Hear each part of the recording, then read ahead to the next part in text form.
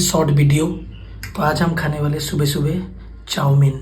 तो घर में मैंने बेसिकली बनाया है। तो देखो पूरा स्ट्रीट जैसा माहौल है इसका। तो इसका टेस्ट भी देख सकते हो, गरम गरम आ रहा है। तो बिल्कुल कुछ भी सब्जी। तो देखो गाइस कैसे मैं घर में बनाया हूँ चाउमीन। इसका कलर देखो पूरा बाहर का स्ट्रीट जैसा आ रहा होगा। ऊपर मैंने सॉस भी डाला है सजावट के लिए। तो पूरा गर्म है। तो अभी इसको खा के टेस्ट करते कैसा लगे। तो अभी नेक्स्ट वीडियो आप देखिए कैसा लगता है। तो अभी टेस्ट करते हैं कैसा लगता है। बहुत गर्म को और लिटरली बहुत गर्म है।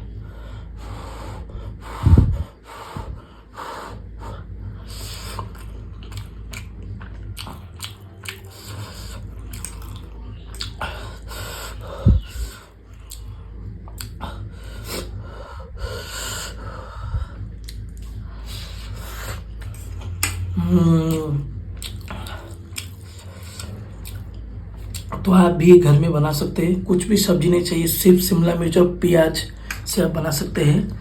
तो मैं इसको रेट करना चाहूँगा 10 में से 8 को। गाइस बड़ा ही प्यारा लगता है। इसका